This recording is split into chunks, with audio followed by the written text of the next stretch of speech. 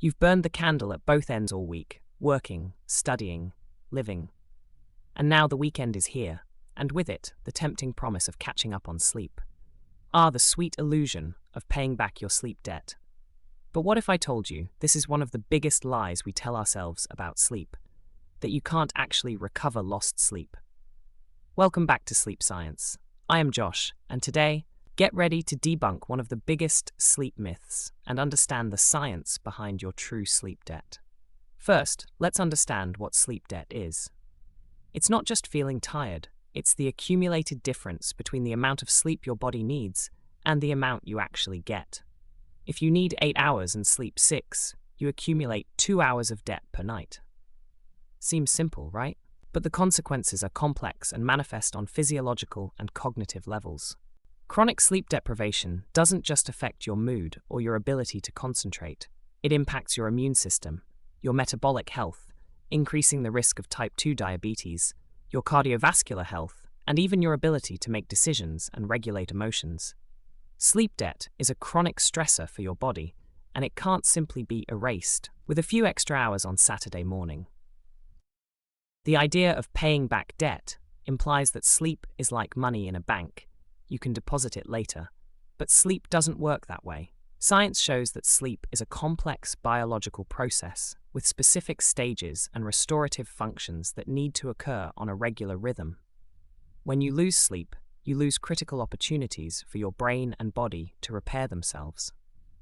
Studies show that even after a few nights of restricted sleep, the body cannot fully compensate for lost functions, such as memory consolidation or the removal of metabolic byproducts from the brain. You might feel a bit better after sleeping in, but the cognitive and physiological deficits will persist. It's like trying to fill a leaky bucket. You can add water, but you'll never make up for what was lost. Let's talk about the real cost of that debt. It's not just about being a little groggy. A landmark study in the journal Science revealed that during sleep, your brain's glymphatic system kicks into high gear, flushing out neurotoxic waste that accumulates during the day, like beta amyloid, a protein linked to Alzheimer's disease. When you shortchange your sleep, you're essentially cancelling the brain's janitorial shift. That metabolic trash piles up. So, while you might feel you function okay on 6 hours, you're silently accruing a long-term neurological tax. Think of it as skipping routine maintenance on the most complex machine you'll ever own. Sure, it runs today, but the wear and tear is cumulative. That's a debt you definitely don't want compounding. Okay, but what about the weekend? Surely sleeping in then must help something, right? Surprisingly, it can actually make things worse.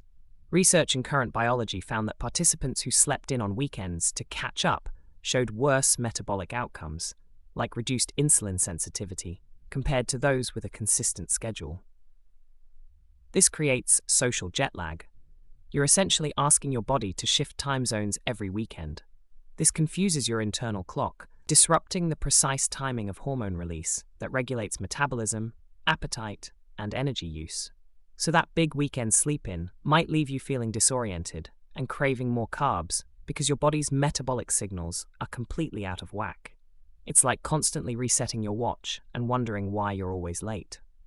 So, if we can't pay the debt, what's the solution?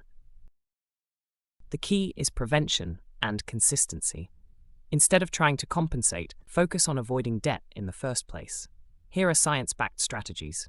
1. Prioritize daily sleep. Find out how many hours of sleep you really need, usually 7 to 9 for adults, and make it a non-negotiable priority every day, including weekends. 2. Consistency is king. Go to bed and wake up at the same time every day, even on weekends. This regulates your circadian rhythm and optimizes your sleep quality. 3. Strategic naps. If you need a nap, make it short, 20 to 30 minutes, and in the early afternoon. Long or late naps can disrupt your nighttime sleep. 4. Optimize your sleep environment. Create a dark, quiet, and cool bedroom. Eliminate screens before bed. This signals your body that it's time to rest deeply. 5. Stress management. Stress is a major sleep thief. Practices like meditation, light exercise, and time in nature can reduce the impact of stress on your sleep. Finally, the truth about sleep debt might be a little tough, but it's a liberating truth. It forces us to recognize that sleep is not a luxury, but a fundamental biological necessity that cannot be postponed or compensated for. By investing in consistent, quality sleep every day, you won't just be avoiding debt, you'll be investing in your health, your longevity, and your quality of life. What's your biggest sleep challenge? Do you usually try to catch up on weekends? Share your experiences and questions in the comments below. If this video helped you rethink your relationship with sleep, give it a thumbs up, share it with anyone who still believes the recovery myth, and subscribe to the channel for more scientific insights on how to optimize your sleep. Your health will thank you. Thank you for watching, and remember, quality sleep isn't a luxury, it's a fundamental biological need and one of the best things you can do for your physical and mental health.